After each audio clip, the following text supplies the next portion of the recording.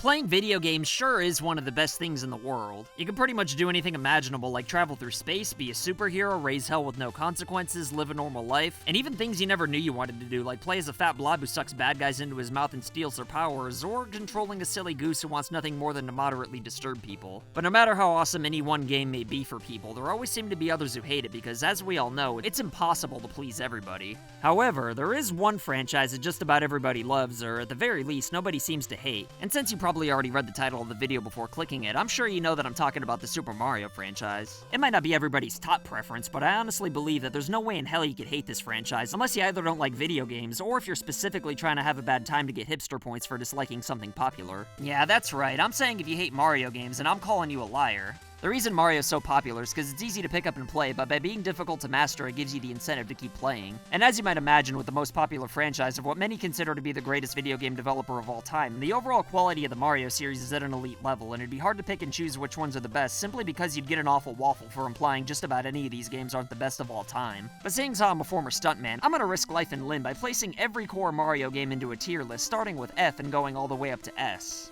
The last time I performed the same stunt with the Zelda series, I wound up with third-degree burns and a fractured ass due to the public outrage over a few of my opinions, but even that's not going to stop me from accomplishing a task that literally nobody's ever even thought of trying before. Before I begin though, first let me clarify that I'm only going to be tiering the core Mario platforming games, which obviously means no Mario Kart, Mario Party, or Gex Enter the Gecko. Also, I'm not going to be including Super Mario All-Stars, because despite the graphical upgrades, it is still a compilation. And I also won't be including the Mario Maker games either, because while there is unlimited Mario platforming, I consider them to be more creation games than platformers. For whatever it's worth though, I would have put those games in the S tier if you put a gun up my ass or bribed me to include them. And finally, the most important rule of all, I'm not going to be taking nostalgia or historical impact into consideration either. All these games are going to be tiered based solely off of how much fun I had playing them in 2019. Also, try to keep in mind that this is a tier list of one of the best video game franchises ever, and I need to evenly distribute the available Mario games across all the tiers. I mean, I could just put everything in the top 2 tiers to avoid getting beaten up in public, but you know what, that'd be a cop-out, and I'm not a jabroni, damn it. So just because something's at the bottom of the list doesn't mean that I think the game's trash or anything like that. All it means is that it's trash when compared to the other Mario games is all. So with all that being said, let's kick things off with the F tier, with all the Mario games that I believe to be straight up trash, even when compared to non-Mario games. Japanese Super Mario Bros. 2, aka The Lost Levels.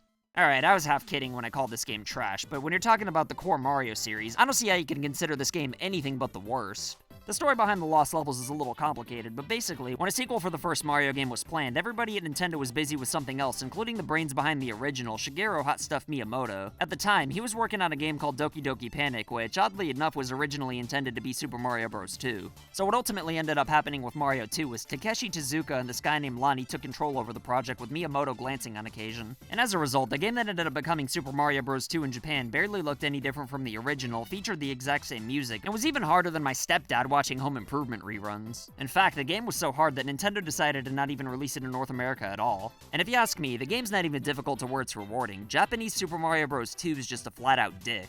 There's mushrooms that kill you, warp pipes that send you back a few worlds, which punishes exploration. And to top it all off, the game makes you take leaps of faith all the time. I mean, it's still probably better than half the NES's library full of shovelware, but Japanese Mario 2 feels more like a fan-made ROM hack of the original as opposed to an official sequel from Nintendo. And for those of you out there who are gonna say, the game's actually fun if you can handle the difficulty, let me just stop you right there and say, you don't gotta lie to hang out, alright? Versus Super Mario Bros.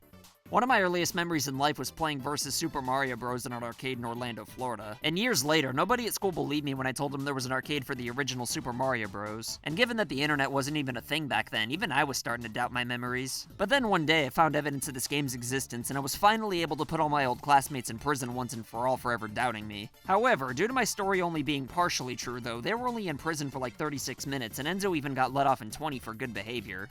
The part of my memory that was inaccurate is that while this was an arcade game for the original Super Mario Bros., there were quite a few changes made to make the game more difficult so you'd spend more money. One of the changes was that there were fewer power-ups, but the main difference was that the stages in the second half of the game were actually from the Japanese Super Mario Bros. 2. So yeah, it's technically better than the Lost Levels since it's only partially that game, but it's still not good enough to escape the F tier. Super Mario Run. Okay, so this might not even count, but it is technically a platformer with Mario in it. And besides, I put it in my Mario vs. Zelda video, so I gotta be consistent. With that being said, there's really not much to say about this game, though. I mean, it's fine for a mobile game, I guess, and at least there aren't any microtransactions, but I wouldn't exactly consider that high praise. I mean, the registered sex offender who lives down the street doesn't try touching me, but that doesn't necessarily mean I want to hang out with him. And if I'm being blunt, I definitely don't want to play Super Mario Run either. And it's not even like you could give the game bonus points for being able to play it on the toilet either, since there's so many other portable Mario games. So at the end of the day, playing Super Mario Run's just gonna make you wish you were playing any other game in the series. Well, except for Japanese Super Mario Bros. 2 anyway. Let's skip the E tier for some reason though and move on to the D tier, where the games are actually pretty good since we're talking about Mario, but they are the least fun in my opinion. The original Super Mario Bros. Oh, come on, I said it wasn't including nostalgia, and besides, while this game was extraordinarily important, I kinda think that the claims that it saved video games in North America is a bit exaggerated. A better way to put it would be that it hastened the revival. Video games were still popular everywhere else in the world, and with all the improvements being made, I think it was only a matter of time before it made a comeback in the States. So if it wasn't Super Mario Bros., it probably would have been something else eventually. But that's not to say this isn't one of the most important video games of all time though, because like I said earlier, the Super Mario Bros. Series is something that appeals to everybody. And while the game's pretty basic in the modern day by Mario standards, it's still amazing that it holds up as well as it does 84 years later. Super Mario Bros. Didn't have a whole lot of inspiration to draw from, and it pretty much wrote the first draft of the rulebook of what makes a console game fun. And yeah, I know there were plenty of consoles before the NES/Famicom, but in my opinion, this is where gaming at home actually became fun. If you somehow still never played this game before and want to check it out due to curiosity, you're not really going to find many flaws to it, just a lot of things that got better in the sequels. Super Mario Land. The above-average-sized end strategy to breaking into the handheld market with the Game Man was to pack it in with a must-own game, which ended up being Tetris. But they also needed another game that people would actually buy, and since Mario worked so well with the NES, it made sense that they'd want to do the same thing here. The only problem with that was that Shigeru Miyamoto was busy reprising his role as Martin Riggs in Lethal Weapon 2, so what ended up happening was Nintendo asked the Game Boy's creator, Gunpei Yokoi, to make a Mario game instead. However, when he told N-Dog he was going to make a crazy Mario game with ninjas and a so-called Super Ball instead of the Fire Flower, they fired the poor schmuck from the company and keyed his car for good measure. But then when they couldn't find anybody else capable of making a portable Mario game, Nintendo quickly reconsidered and gave in to all of Mr. Yokoi's demands. Look, it's a Super Ball, like you said. The end result was what I consider to be a very lackluster game that I also love for reasons that are hard to put into words. Without taking nostalgia into consideration though, it's really hard to justify putting this higher on the list when it only takes about 10 to 15 minutes to beat. Because even though those 10 to 15 minutes hold up pretty well for the very first Game Boy game ever, they're not exactly mind-blowing or anything like that. So no matter how I look at it, Super Mario Land's destined to be in the D tier for all eternity. Or, you know, at least until more Mario games come out anyway, but to be honest, they'd probably push this game even lower. New Super Mario Bros. 2. If this wasn't a Mario tier list, then New Super Mario Bros. 2 would probably be the most decent video game ever made, right there exactly in the middle. Nothing about it's bad, and you'll have a decent time playing it, but never does it even try to go above and beyond in any way. Usually Mario games are centered around one key power-up or feature, but when Nintendo's got a handheld that's flopping for the first time ever, what you get's a Rush 2D Mario game where the idea is to just collect as many coins as possible. Cause I guess frig it, why not? To be fair though, the gold flower is kinda cool, and the game did sell 13 million copies, which definitely helped save the 3DS. But that's not gonna change the fact that this is a D-tier Mario game through and through. Aside from 1-ups, which are pretty much pointless anyway these days, collecting coins serves absolutely no purpose other than simply keeping you busy so the menu tells you what a loser you are. I mean, they could have at least let you use the coins to buy fun costumes or let you unlock the Nintendo-owned Super Hornio Bros or something. But nope, you just look at how much time you wasted on the home screen. Great. Anyway, let's keep things trucking with the C tier, where I'm sure to start a few more riots. New Super Mario Bros. This game made me really happy when it first came out, because while I love 3D Mario and everything, I didn't think it was necessary to just abandon 2D Mario forever and ever till the end of time. With that being said though, New Super Mario Bros. Was definitely not a worthy sequel to Super Mario World, with or without nostalgia. I mean, it was fine and everything, and I think wall jumping really added a lot to the series, but the power-ups were even more boring than my grandma's yummy junk. They added quite a few of them, but since this isn't a review, I'm not going to go over every one of them. The most notable power-up though was the Super Mushroom that makes Mario really big, and all I can really say is that it wasn't that cool when they did it in Bonk's Adventure 3, and it's not much cooler here. My favorite new power-up's the Mini Mushroom though, which lets you jump higher, access hidden areas, and even walk on water like my good friend Jengus. A lot of people hate this power-up because it's harder for Mario to kill enemies and it's easier for them to kill him. But I mean, what'd you expect to happen when he gets hit? To get bigger? All in all, New Super Mario Bros. Is pretty run-of-the-mill as far as 2D Mario goes. But unlike New Super Mario Bros. 2, which is actually 3, this game at least tried more new things and has a graphical style that would have been cool and original if it weren't for its sequels copy and pasting it. Speaking of sequels that copy and pasted art styles, though, New Super Mario Bros. Wii. Even though it's still in the C tier, I probably like this game a lot better than most people do. Sure, the graphics are lazy and lack style even without comparing it to any other games, but if I'm being honest, I kinda like the propeller mushroom and I think the level design flows really well too. The best part about this game though is definitely the multiplayer, which is just as fun as it is awful. Constantly getting killed by your dumbass friend Stevie Joe's negligence is annoying as hell, but it's also the good kind of annoying that makes you laugh. Not the bad kind that makes you commit arson like Japanese Mario 2 does. I can't really describe why this game isn't in a higher tier, because I did have a lot of fun 100%ing it, but at the same time, I don't really remember any specific parts or really being challenged all that much. And since I don't really have any desire to ever play it again, I can't really say that it was that much fun. I can tell you that it has nothing to do with not being nostalgically attached to this game though, and if you don't believe me, oh, just wait, because I got some doozies coming up later, let me tell you. But for now, Super Mario Land 2. If you like weird Mario games but thought Super Mario Land went too far, then have I got the game for you. Super Mario Land 2 shows what a Mario game's really capable of on the Game Boy when it doesn't have to be the first game on the dang handheld. The physics feel very un-Mario-like since Gunpei Yokoi's crazy ass is still in charge, but the game's still a lot of fun and it even introduces Wario for the first time.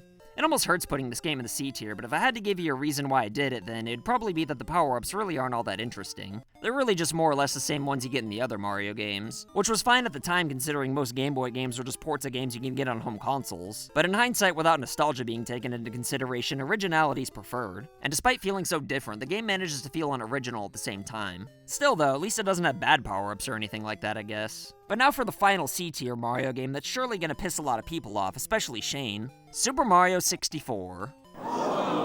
Look, I think Mario 64 is a great game, and I know putting it in the C tier during a time where everyone's got a boner over the idea of an HD remake's career suicide, but I'm sorry, I've gotta stay true to my ass on this one.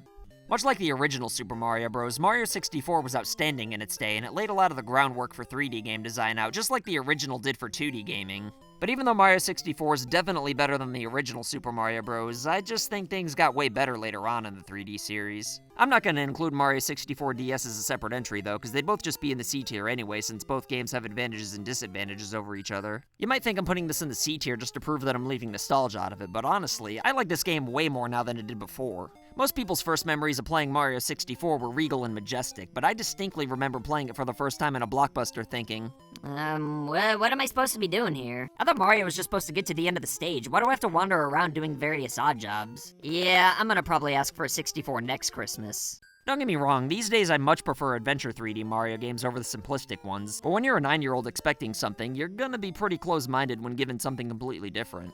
I didn't hate Mario 64, and I still did like it even back then. I just didn't like it to the point where I felt like I couldn't get enough is all. If you think it's crazy that I didn't initially go bonkers for Mario 64, then tell me, is it crazy to say that I just had more fun with Super Mario World? I mean, Super Mario World perfected 2D Mario, and Mario 64 was the first attempt at 3D. So technically, that means that Mario 64 was a step down in the department of pure fun. So I'm not gonna apologize for being a little bit disappointed in the game at first. If I really was the only person who was disappointed in Mario 64 at first, then tell me, why didn't the 64 sell out the ass right away? I mean, sales don't necessarily make a game good or bad, and the GameCube is one of my favorite consoles ever despite performing relatively poorly. But my point is that the main draw to Mario is supposed to be that it's easy for casuals to pick up and get into, and hard for gamers to master. And Mario 64 was definitely not the kind of game your mom or dad could pick up and get into. I didn't necessarily want all my games to be simplistic at 9 years old, but it is something that I felt was important to the Mario series at the time. But just because I was a little disappointed back in '96 doesn't mean that I haven't changed my tune since then. After all, the game almost made it into the B tier, which is pretty good considering I'm only comparing it to core Mario games. The soundtrack's one of the best in the entire series, the graphics are blocky but still somehow nice to look at, and the gameplay's always going to be fun regardless of what year it is. You might think my initial disappointment as a Wii lad's actually affecting my opinion negatively, which is definitely against the rules. But even though this list still would have been balanced had this game made it into the B tier, the main thing working against it's the camera. I mean, it's not unplayable by any means, and it's still impressive for '96, but let's just say you could tell this was Nintendo's first try.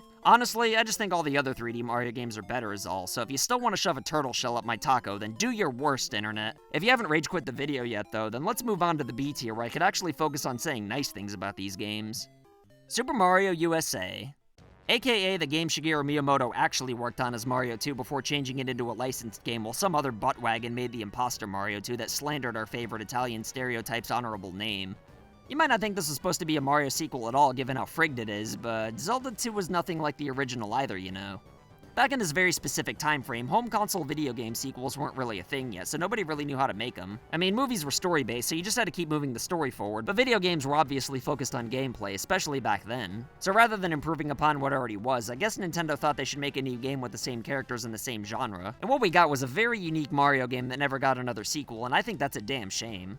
I mean, look at Super Mario Bros. 1. I mean, sure, it's alright, but we all know it's just the foundation for much better things to come from 2D Mario. Meanwhile, Super Mario USA laid a nice foundation out that was an incredible start to what's probably a popular IP in an alternate universe. But unfortunately, in the universe we're in right now, the mechanics were never improved upon again, and the closest thing we ever got to a sequel was the remake on the Game Boy Advance. Unlike other Mario games, jumping on enemies here just wasn't enough. If you wanted to finish the job, you had to throw items into them, and you could also throw enemies into other enemies. I always thought this was an interesting twist to a 2D platformer, and it's a shame that all we got out of it was one game. Oh well, maybe someday, I guess. Probably not, though. Super Mario 3D Land. When Mario 64 first came out, this is the kind of game I was expecting. A 3D Mario platformer where the goal was to just simply get to the end of the level. But sadly, by the time Super Mario 3D Land came out, I was already hooked to the adventure 3D Mario games, so in that respect, I was a tad disappointed in this just like I was with Mario 64, oddly enough. With all that being said though, I still think Super Mario 3D Land's more fun than Mario 64. Not quite as good as Sunshine, but still pretty close. However, if we're talking about reach the end of the stage 3D Mario, then let's just move on to Super Mario 3D World. Basically, everything I was going to say about 3D Land could be said about 3D World and then some. But instead of just recycling the old Tanuki Leafin suit, World offered a brand new cat suit, which I have no idea how it took so long to become a thing in the first place. It wasn't overpowered to where you could just fly over all the levels or anything like that, and it made the game a heck of a mess of fun along with all the other power-ups as well. But as cool as the cat suit was, the best part about this game was that it was 4 players. The game lets you choose between Mario, Luigi, Toad, Peach, and you can unlock Rosalina later on, and all the characters have their own strengths and weaknesses. Much like New Super Mario Bros. On the Wii, playing with 4 people is definitely gonna give you an aneurysm. Thankfully though, it's definitely gonna be the most fun you've ever had getting an aneurysm before. Some people hate the level design, but even though I could do without the forced gamepad mechanics, I thought it was pretty fun. The main gripe I have with this game, though, is that 100%ing it requires you to reach the top of each goalpost in each stage with each character. And sadly, my sorry ass actually went through the trouble of doing it, so I really only have myself to blame for not having any friends, I guess. Still though, at least I would've had like one friend left if Nintendo didn't make Super Mario 3D World this way. Let's heat things up with the A tier though, where Mario really starts to tear shit up around the backyard. Super Mario Sunshine. Remember back when I said that 3D Mario games got way better after Mario 64?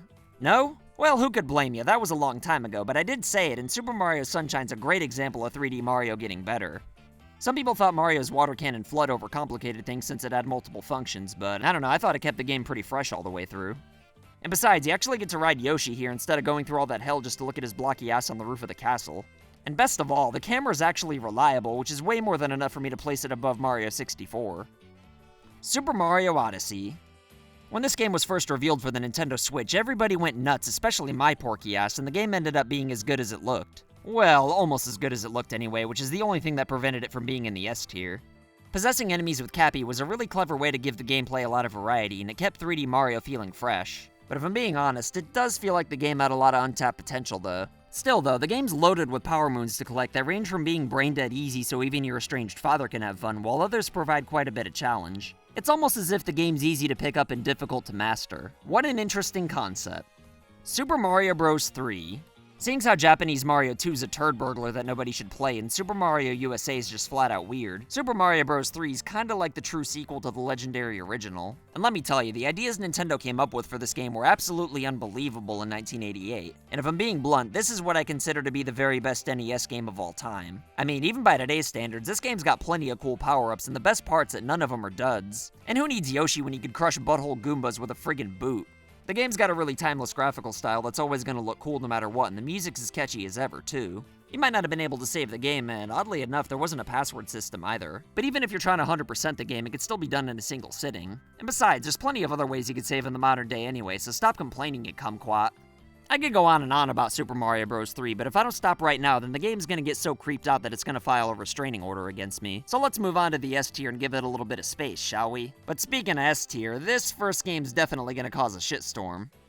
New Super Mario Bros. U. Trust me, even I feel a little dirty putting this here, but if we're not allowed to let nostalgia creep its head in at all, then I'm sorry, but New Super Mario Bros. U is a goddamn great game. Yeah, it's lazy as hell to recycle the graphical style from the past 3 games, which is worth mentioning. However, no nostalgia means judging these games based on their own merit alone. Besides, the swamp levels look really cool, and the game is in HD, so technically it's the best looking new Super Mario Bros. Game of the 4 anyway. I mean, sure, Mario 3 did a lot more for the series and gaming as a whole back in 1988, but I guarantee you, if New Super Mario Bros. U somehow came out instead back then the game definitely would have made a bigger splash. Because first of all, there's 4 players, which is kinda awesome. I mean, it's super lame there's 2 Toads instead of letting us play as Peach, but it's still awesome nonetheless. Plus, there's plenty of bonus challenges that give you even more bang for your buck, and I'm not even counting New Super Luigi U as part of the bonuses either since it's not a Mario game. You could consider it a part of the Switch version, but like I said, I'm not going to include any compilations. And while we're at it, I'm not going to include the enhanced ports on the Game Boy Advance either, because, I don't know, I just don't want to, I guess. On top of all the bells, whistles, and extra in New Super Mario Bros. U, though, the actual core game's a lot of fun, with plenty of power-ups, including one of my all-time favorites, the Squirrel Suit. It starts off easy, but the bonus levels at the end of the game provide a pretty good challenge, and it's fun collecting all the hidden coins in the middle for good measure. Honestly, I don't know what more you could ask for out of a 2D Mario game besides a more unique graphical style. With that being said, though, I don't think anyone would care about the graphical style if this is the only new Super Mario Bros. Game in existence. Although I will say, as great as this game was, Nintendo really needs to stop calling 2D Mario games new. In fact, while they're at it, they need to stop calling anything new, because it eventually just gets old and it's kinda weird. Super Mario World. I'm glad I didn't make this video as soon as I wanted to, because after solving so many of mankind's greatest mysteries, the greatest one I've ever come across is which game is better between Super Mario Bros. 3 and Super Mario World. And after replaying both of them on the Switch's online service, I can finally say that World is without a doubt the better of the two. Admittedly, if nostalgia were the referee, then 3 might win, because it might be the first game I ever remember playing where I actually knew what I was doing. But even so, my godfather owned a video rental store letting us borrow Super Mario World is something that I'm never gonna forget. The reason I'm giving World the nod, though, ultimately comes down to a few key factors, though. First of all, it's got saves, which again doesn't matter if you're playing in the modern day since most people don't even play in the original hardware anyway. But more importantly, Super Mario World's got checkpoints, too.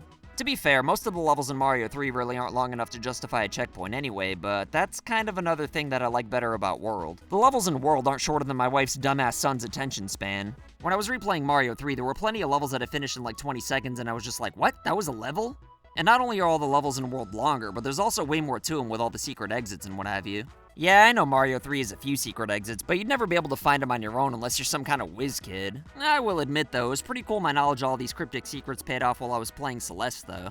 I get that Super Mario World having saves meant that the game could be made with the idea in mind that 100%ing it in one sitting didn't have to be practical. However, the fact remains that Super Mario World just has way more to offer than Super Mario Bros. 3, especially with all the brutally difficult bonus stages that fully test your abilities, whereas nothing in Mario 3 ever really challenges you. And this one might be a little below the belt, but I honestly think the graphics and sound hold up an ass hair better in World. And not that this really counts for anything, but it's pretty impressive that World was able to be as great as it was only 2 years after 3, especially on brand new untapped hardware. And remember when I implied that Karibo's boot was cooler than Yoshi? That's right, Major. You did. I lied. Super Mario Galaxy and Super Mario Galaxy 2.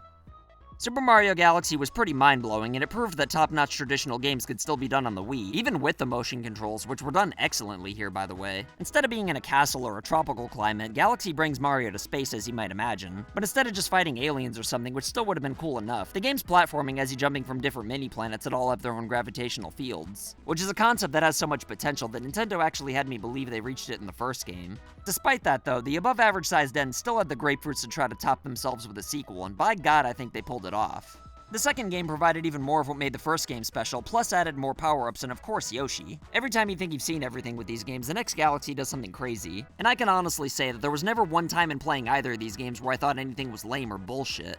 I know these games have already been praised to death, but even without any nostalgia involved, Super Mario Galaxies 1 and 2 are easily some of the greatest games ever made and definitely deserving of being in the S tier. But anyway, that's my tier list. We've got Japanese Super Mario Bros. 2 versus Super Mario Bros. 2 and Super Mario Run in the F tier. The D tier is Super Mario Bros., Super Mario Land, and New Super Mario Bros. 2. The C tier's got New Super Mario Bros., New Super Mario Bros. Wii, Super Mario Land 2, and Super Mario 64. Hanging out in the B tier, Super Mario USA, Super Mario 3D Land, and Super Mario 3D World. The A tier, Super Mario Sunshine, Super Mario Odyssey, and Super Mario Bros. 3. And finally, the S tier consists of New Super Mario Bros. U, Super Mario World, and Super Mario Galaxies 1 and 2. How would you, Sexy Beast, tier the Mario franchise, though? If you want to salt me over any of my choices, let me know in the comments below, and I'll try my goddamnedest to respond to everybody. But just keep in mind that I was trying to keep everything balanced rather than just putting everything in the S tier. I mean, there's games in the B tier that I'd have given a 9 out of 10, so this is the best I could do. And if it sounded like I was burying any of these games besides Japanese Super Mario Bros. 2, which definitely deserved it, then just remember that I was only nitpicking negatives in comparison to other Mario games. Although I will admit I was probably too hard on Mario 64.